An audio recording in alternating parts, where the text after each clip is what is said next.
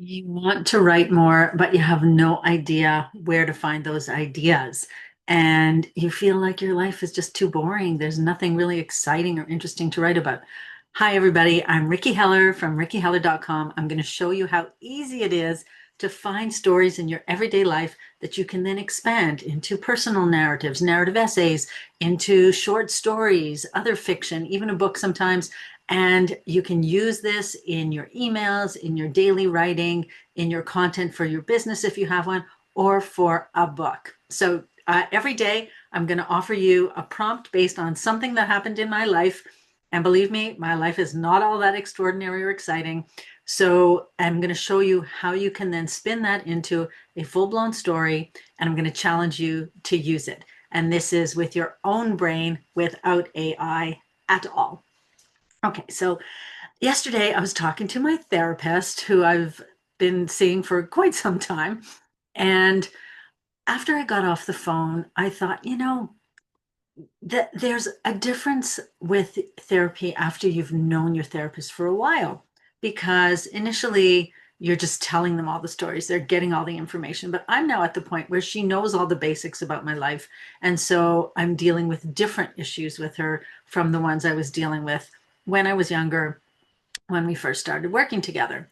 And that got me thinking about how I could take that as a germ of a story. So here's the prompt for today.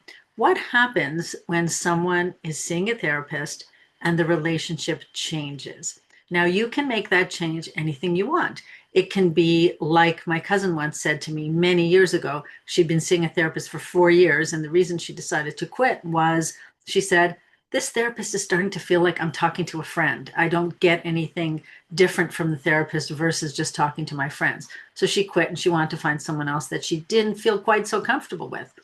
But we could have all kinds of stories around where that relationship leads. Now, you could use this in fiction, obviously, if you want to write a short story about someone who has a relationship with a therapist that changes. And I'm going to leave that change up to you. It could be a thriller, it could be a horror, it could be just a psychological examination. Or you could take this if you were writing, let's say, an article for a magazine and all about therapy. I don't want to give you too much here, but therapy and how it works and what the relationship is for people who aren't that familiar with it.